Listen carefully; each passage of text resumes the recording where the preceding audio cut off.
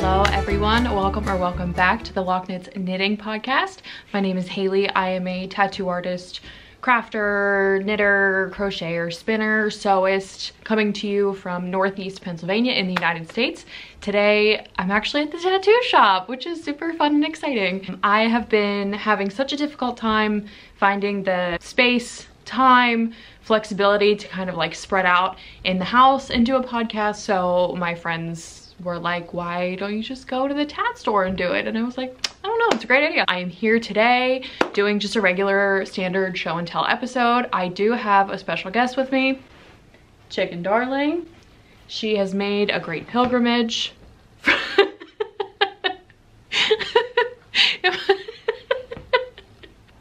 It must have been a really great pilgrimage because Chicken Darling looks a little worse for wear today, but that's okay. She's here.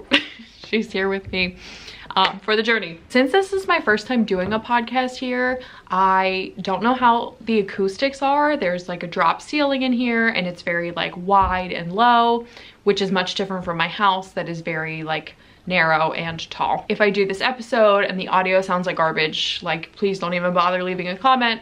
I'll work on it. We'll workshop, you know, whatever we have to do. I have all my stuff here with me. Again, this is a show and tell format today. So we're gonna go through what I'm wearing, what I'm working on. I have a finished object, I think.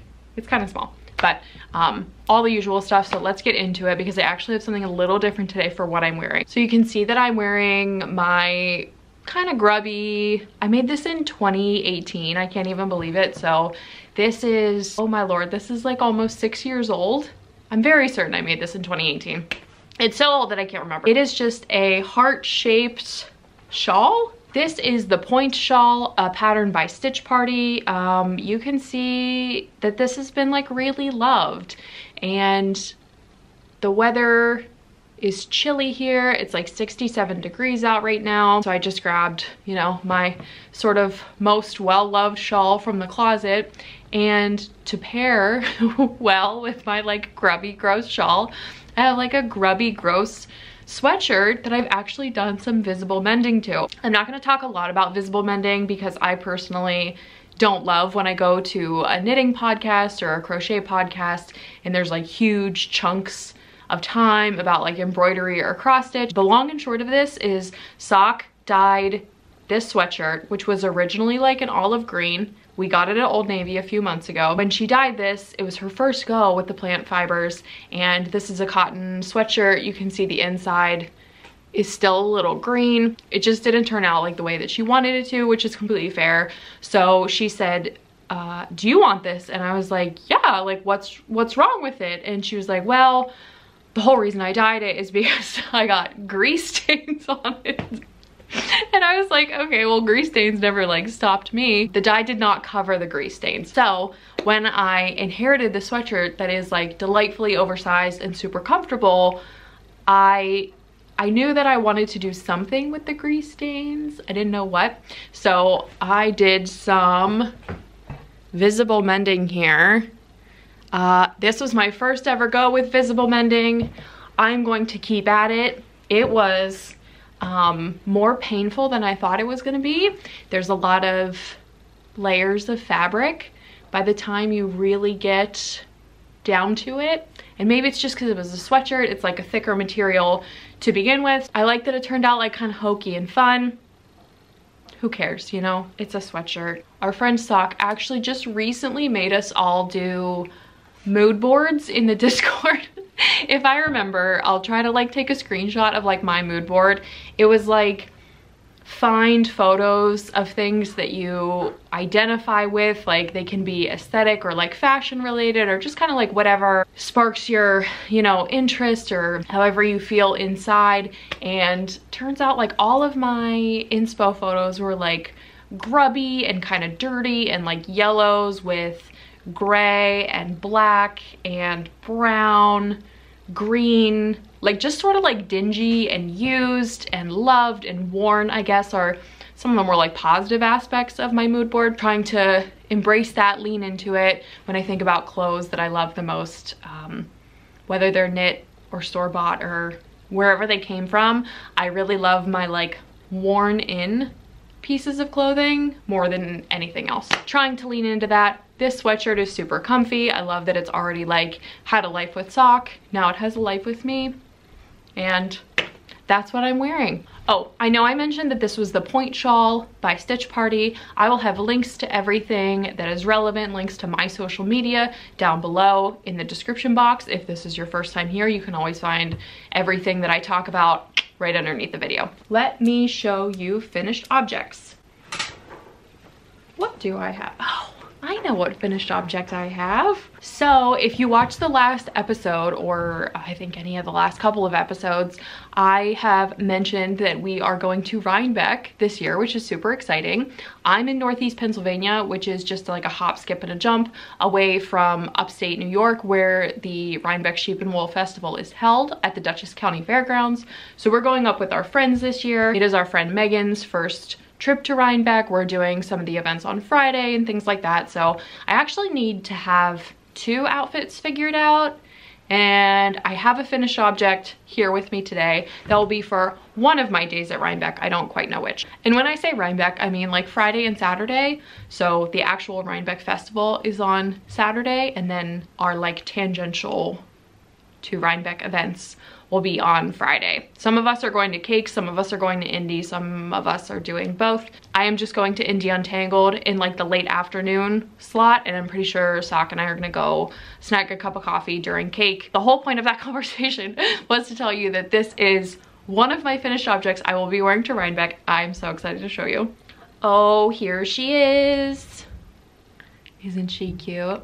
So this is my granny stitch shawl. If you guys watched the last episode, I was talking about her then, and she's done now. This is the shawl that I had started on the last episode, and like I said, I've just finished it. It turned out probably like 90% of what I was envisioning in my mind's eye. Let me give you a little bit of the specs and kind of explain like why and what happened, because I think for the most part this is a pretty successful piece. I did learn a lot if I wanted to do like a scrappy crochet endeavor, and I'll talk about that and how that actually manifested itself in the finished product. So this is just a triangle shawl, basically an enormous granny stitch triangle. Every other row was a different color, and you'll see that every 2 rows was some version of black or like a dark gray color, and then every 2 rows in the opposite patterning, in the opposite way, were a color. My color palette of yarns that I had pulled for this project were little scrap balls of fingering weight yarn, not all fingering weight sock yarn. So some of these have nylon in it. I know some of these yarns do not. So these are like true scraps. Some of them I feel go together better than others. And we're in like strong fluorescent lighting right now. So this looks, I think, a little lighter overall than it does in person. I'm actually gonna do like a quick shawl change here, and I'm gonna put it on and just talk about like the fit of it. She's so cute. I am so happy with this. So this is a little smaller than I had envisioned when I thought about this project as a concept. It turned out smaller because even though I had an enormous amount of scrap yarn, there is quite a bit of strategy really to alternating your colors. So what actually happened, and I probably could have like anticipated this if I thought about it in advance, but I kind of used up all of my like favorite colors in the first like 2/3 of this project. And then as I started running low or running out of yarn that was like really dark or very saturated or like super moody, then I ended up with a lot of rows where everything was maybe on like the fringe side of the moody color palette. I don't hate the way that it turned out, but I think if I would have forced myself to have used some of those colors more evenly throughout the project, I wouldn't have ended up with big like chunks. Like one round in particular that's really bugging me is this one right here. It is pink. There's something about the way that it was wound up as a mini skein or as like a scrap little like ball of yarn, it looked very like mulberry, and then as soon as I put it next to everything else, it just looks like pink to me. I don't love that. I also like try not to look at it in the viewfinder. Like, I don't care. It's a scrappy project. It's meant to be digested like as a whole. I do like that there is so much contrast in it. I think that this would be super fun to do with planned mini skeins, or maybe like a higher quantity of yarn in general. But for me, this was truly to like dive into my stash, really like pare down some of my favorite, more moody, tiny little leftover bundles or pieces or balls or skeins of yarn. So I definitely did that. By the time I got to the last few rows of the granny stitch, I had realized I don't have a lot of variety in the yarn that's left over. I don't have a lot of colorful yarns left over that I love. And I also had to contend with the fact that like this was reading as like unfinished. Pretend like this garter border isn't here because plot twist, that's what I figured out. So there were a couple different ways that I like mulled over finishing it, but I really in the last year enjoyed combining like knitting and crocheting into one cohesive project. So I got this idea to add on this garter stitch border to the bottom with yarn that I had a large quantity of left. So I had a lot of the CC's wool that I got from last year's Rhinebeck.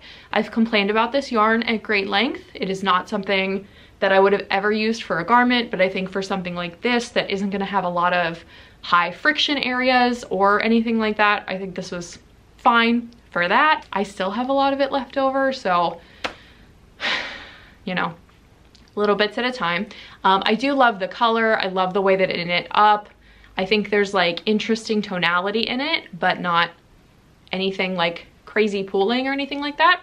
So basically I got to the very last row. I had figured out that I had to do one row of the same color, or else there was a huge divide, like sort of demarcation, where I picked up all the loops and then started knitting with it. So went back, added in another granny stitch round with this final like garter stitch color that I was using. And then after that, I just picked up like picked up and knit a stitch into every double crochet. I put my knitting needle into both loops of the top of each double crochet stitch. I hope this is making sense. Pulled up a loop in the new yarn. That loop got added onto like a larger circular needle until I had picked up the entire like length of the triangle. And then basically I just continued increasing at the same rate of increases. One of the big takeaways, even if this is confusing to you or I'm not explaining it correctly, one of the big takeaways that I want to just put out there into the universe is like, this was very last minute. This was very not planned. I felt totally motivated and inspired by like my minis and my scraps. And I know I'm always on here like preaching the gospel about mini skeins and everything, and you too can mess around, make something fun like this. I like that it ended up being smaller. I think from a practical perspective, I have a lot of like really big gargantuan shawls in my wardrobe, and I think that having something that when it's all said and done and wrapped up like this actually kind of reads more like a bandana cowl, but something that will still go over my shoulders if it gets cold outside, is honestly like at the end of the day what I wanted more than anything. I love her. Here she is. This is my improvised Rhinebeck project. She's cute. I've just been in, oh my poor spider plant, I keep hitting it.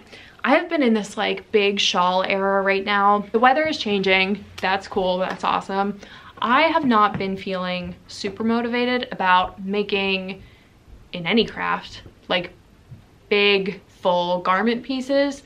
I have reached not a maximum capacity, but a fuller capacity of the sweaters that I have like in my possession. I have one that kind of acts as like a sweatshirty material. I have the super bright stripes one that's all super wash fingering weight. It's incredibly soft and light and comfortable.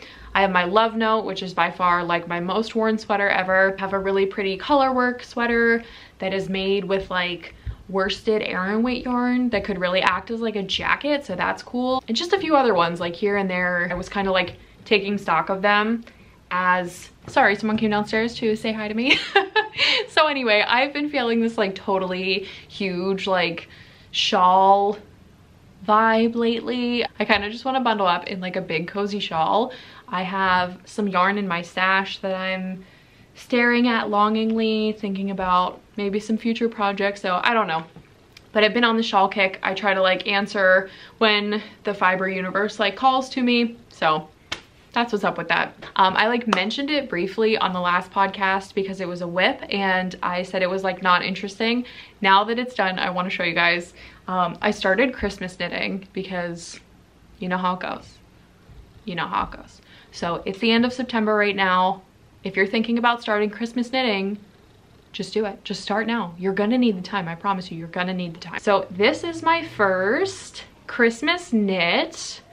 Oh my God, I love it. So it's topical that I'm here today because I had this vision, premonition, spiritual calling to knit for everyone in the salon upstairs. And by everyone, I mean there's like 2 or 3 people upstairs. So this hat is the classic ribbed hat by Purl Soho.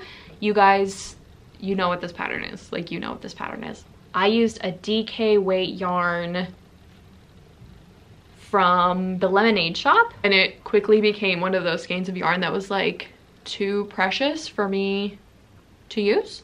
So I'm glad I finally busted it out. This colorway is called Frickin' Bats. It's this really cute like charcoal color, purple going into this like really light pale yellow. There's a bunch of pink and some orange where it all overlaps. It's just so cute. So Alicia owns the salon upstairs. She is very aligned like stylistically towards the same things that I am, and she has really short like buzzed hair and she wears a ton of hats. So I thought this was super cute. I hope this is coming out accurately. It's hard for me to say because I haven't filmed in like fluorescent lights for a couple years really. So I'm just out here trying my best. But yeah, this is the classic ribbed hat by Purl Soho. Highly recommend. I knit the adult medium. I don't think I've ever knit the adult large in the classic ribbed hat before. Maybe for my friend Matt, who has like a 24-inch noggin, maybe. But I almost always go with the adult medium. This is like the perfect project to use up every last ounce of a 200 or 220 yard skein of DK weight yarn. I can't remember if this pattern is written for worsted or DK, but I 100% know that I use them interchangeably on this. It's just like the perfect gift giving hat. Okay, so I'm actually really excited about this. I like saw my project bag, kind of honestly forgot what was in there because I haven't been working on this for very long, but I have so much progress on it. So if you guys remember, Tour de Fleece was June into July. Yes, that had to have been it. So during Tour de Fleece, I spun my first sweater spin. I spun yarn for the body and then divided that up twice as many times for the sleeves. I explained it before, not very well, but I explained it. This is, if you remember, one of the sleeve spins. So, plot twist, I'm making a sweater. It's not for me. I realized pretty quickly, and especially after I dyed my hair to this like luscious red color, this is Manic Panic in case anybody was wondering, that this was just gonna make me look like a cut of like raw meat. I wanted it to be like Valentine's Day. I don't know. It was just like not calling to me. Anyway, I knew in my heart that my sweet darling friend Megan, I'm gonna put a picture of Megan right here so you guys can really get the full effect for just how darling she is. She's like our little chicken nugget friend. She's the youngest out of our friend group. She is just so sweet and like cute and soft, and we love her. She looks good in literally everything, and she's like the queen of like pink and pastel and vintage and cutie pie and just like, so I'm making her a Ranunculus out of my sweater spin. She might wear it to Rhinebeck. I'm gonna have it for her in advance of Rhinebeck, so if she wants to wear it for Rhinebeck, no pressure, Megan, she can. This is how much of the actual body skein I have left. I love it. I love it in a skein. I think it's fun and like special and great. let me show you how much progress I've made. I cast this on like 4 days ago. I am a total Ranunculus stan. I get it. I hear you, world. If you are entertaining making one of these, just do it. You're gonna love it. It's awesome. It's great. It's wonderful. Here's what I have so far. Guys, like 4 days. I don't know, for me that's a lot. So here is our yoke. We don't live under a rock, so like you guys know what the ranunculus looks like. It's a little like puckery right now because it obviously has not been blocked yet. But this is the front and then this is the back. The only thing that I don't love about this, just it's no one's fault because this is life and this is how this goes, but I'm just telling you to watch out for this if you ever make this with handspun. My short rows actually ended up being like kind of a purple blob. So that's just something to consider. This like lumpiness will block out. I actually had the exact same thing on the linen one that I had made earlier this year, so I'm not worried about that. It's just that when you look at it, I don't know if you can really digest it in this light. It's just very purple, like all purple short rows. So that's all right because it's on the back. It's not a big deal. And at least you can tell which side is which. So this is the front. I honestly could not have asked for like a better color situation, just in terms of like how it naturally pooled, how I had spun it. It's just so fun. So this yarn, I would say fluctuates between a fingering weight and a sport weight. I don't think it's a DK. I would probably say if I had to lock it down one or the other, I would probably say a sport weight. This pattern, as you guys know, can be knit in like any weight of yarn pretty much, from fingering to like worsted, I think. It is just, it's everything we need it to be. So I like that from a distance, this still reads as like pink. You can see some striping in there. It's still like fun and fresh and funky. For Megan, I just like, I see it, I see the vision. She has like a lot of like dressy skirt situations and I could just totally like picture her with this over top of them. Let me give you a close-up of the yarn. So I kind of go back and forth. There's some parts of this yarn that I'm worried are overspun, but the yarn was balanced when I made the skein, or when I made the hank, I guess I should say. It is knitting up like flat, if that makes any sense. So it's not like leaning to one side, it's not like twisting on itself. I think it's just honestly spun like really, I think it's just honestly like really tightly plied, which is what I wanted. Like, don't get me wrong, I wanted this. For me personally, when I think of finished knitted objects, I want a higher twist. I'm very like rough and tumble just in my life for whatever reason. I don't know what to make of that. But a lot of my stuff can pill or get fuzzy, and I tend to, you know, much like this shawl, I tend to like destroy stuff that doesn't have a very high twist or usually some kind of like plant or like nylon content in it. So if you remember from a couple episodes ago, this is actually merino and soybean. So it does have like a little bit of like drape to it, but you can see there's like bounce. I hope you can see. I feel like I'm like totally crazy talking about this. It's just one of those things where like the yarn feels really bouncy, stable, I guess, from this high twist. But this is my first sweater spin, and really a sweater spin doesn't necessarily come into play until you start thinking about like the sleeves and everything. So when I look at like my sleeve yarn, what should happen is, if these stripes are pretty even, I would say each stripe section is about a 1/4 inch long across the yoke and the body, like a 1/4 to 1/2 inch in depth. So what should happen in theory, because of the way that I had split up the fiber before I spun it, is that I should still end up with stripes that are about a 1/4 inch to 1/2 inch long, even when I knit the sleeves, despite the fact that it's going to be on a much smaller circumference. So to my knowledge, to my understanding, like that is the premise of a sweater spin. I have probably, I would say like 5-ish inches here and this much yarn remaining, which doesn't look like a lot, but honestly, I think it's gonna be fine. So I might have to break into one of my sleeve spins here to do like the bottom ribbing, but I actually think I'm gonna do a split hem anyway.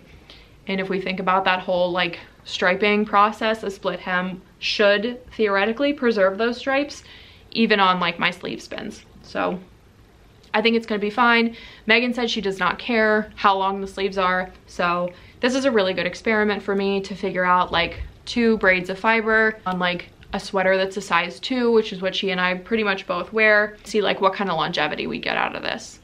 The original fiber for this sweater was from Melanated Boho Bay.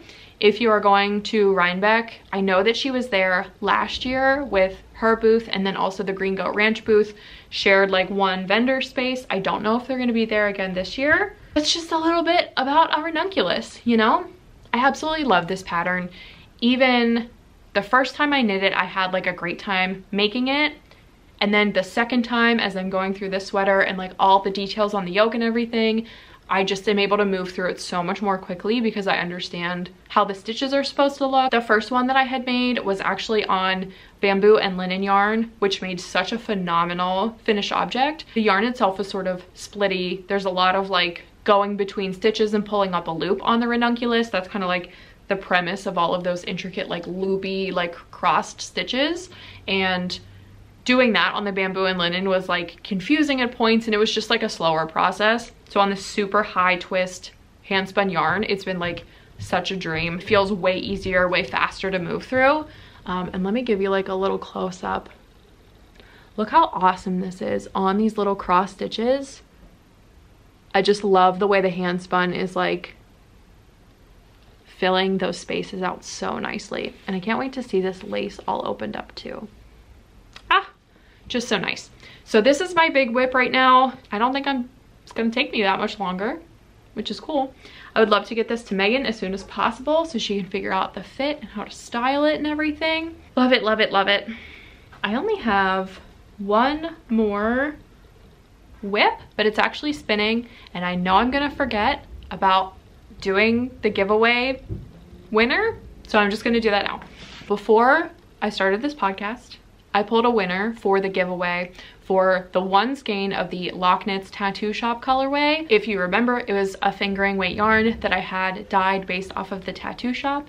This is probably not a phenomenal example of colors that I have in the Tat Shop because this is kind of in the background over here. The main focus of the Tattoo Shop, where all of my like decor and everything is like over on the opposite wall. So I ended up pulling a winner for that single skein. I will put it on the screen right here. The winner is the Flower on Fire, and they said, I want to get a tattoo done by you so much, I'll have to plan a trip. Please do. But until that happens, send me an email to lochknits@gmail.com. You can find my email also below in the description box. Let me know your mailing address and I will get this off in the mail to you as soon as possible. Moving on to my last whip, which is spinning. I actually have not done a ton of spinning since the end of Tour de Fleece. I had a spin that took me out of the actual like time frame. I think I was working on it in July, but pretty much all of July and then August and this point until September, I have not spun. I was trying to like think of strategically working through some of that hand spun, casting on the sweater spin, doing some like smaller projects here and there. So this is my first time back on the spinning wheel in quite some time.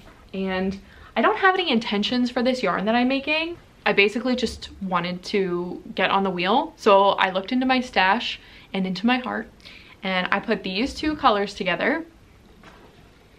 So again, I'm fighting with the fluorescent lighting, but hopefully you can see like this portion that I've already spun is like a bubble gum. Oh no, it's like this portion I've already spun is like a bubble gum. There's some like tonality, a little bit of variegation in here, but like not much. And then this guy that I have that I've not yet broken into is hot pink. There's some orange, purple.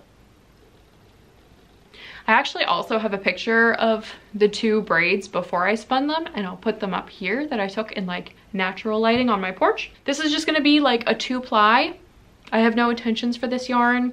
I did spin it the first ply slightly, I'm not gonna say like thicker, but I sort of like fought with it less. So I'm gonna see if you can.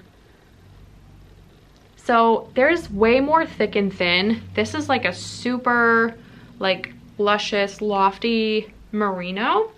I don't know the micron count on this, but it was very bouncy, and the thick and thin definitely came out a lot in this. So this ply is probably like a light fingering in and of itself. So I'm trying not to fight with it too much. This was a merino. This one's a BFL. I'm also gonna spin this and try to make it similar weight. So I'm guessing the final skein will come out to be probably around like a sport weight, maybe a DK. It all depends. But just a traditional 2-ply with this. I think these are so fun. I love them. I'm really trying to work through a lot of stuff in my stash that is just these super bright colors, because after diving into that exercise with like my mood board and thinking about like me as a person and not just like yarn and fiber that I like to collect, those two things like just don't really align. So what I like to wear, what I like to buy. I think this could be good for color work, good to put as a contrast color, maybe with like a darker, deeper blurple or something. I do have a skein. Oh my gosh. Okay, so picture this as one skein. It's gonna be muted. It's gonna be like chilled out a little bit, but I have this and then one remaining skein of the Kelborn Woolens Mojave that's like almost sort of like the color of this sweatshirt. I have to workshop this. I have to figure something out. Maybe like a little shawlette or like some kind of color work, something. I don't know. That could be really fun. So we'll see what this becomes, what his destiny is. I just wanted to share it on the podcast because it has been a minute since I've been on the spinning wheel. So that is all I have for this episode. I think I've mentioned it already, but today is Wednesday, September 25th. I'm hoping to edit this tonight and tomorrow, maybe have it up by like the 26th or 27th or so. I will be this exact weekend in York, PA for a tattoo convention. It is the Hocus Pocus tattoo convention in, I'm pretty sure it's just at the convention center. I don't know. Don't quote me on that. The information will be linked down below, but I'm going to be at a tattoo convention this whole weekend, returning next week for like normal, usual stuff. This is my last tattoo convention of the year. They have not been super fruitful, I think, because it's an election year, everybody is destitute, grocery bills are like scary and frightening, so I totally get that, but I'm very excited that this will be like my last journey. It's really a lot to like take the whole tattoo thing on the road.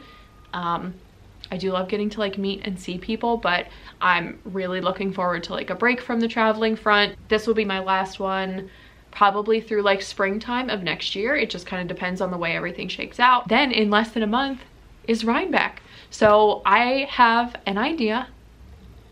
I don't know how it's going to manifest itself yet, but I would like to do a video of things to prepare for, to think about going to Rhinebeck, things that I've like learned from going there for the past like 5 years, however long I've been going. We've definitely picked up on like a few tips and tricks, and I didn't really realize how much background knowledge I had about preparing for this event until we started talking to our friend Megan, whose first Rhinebeck event is happening in just a few short weeks. So we're trying to like give advice and set expectations and like help with like, don't forget to bring this, and like, you know, it's a month away, so you might want to start thinking about blah blah blah. I think that the next time you see me, it's going to be on a Rhinebeck tips video. I don't think I have anything like super earth-shattering to say, but I just like to share my experience for anyone who's joining, especially if you're from like the other side of the country. We have like different weather patterns over here, like near the East Coast, and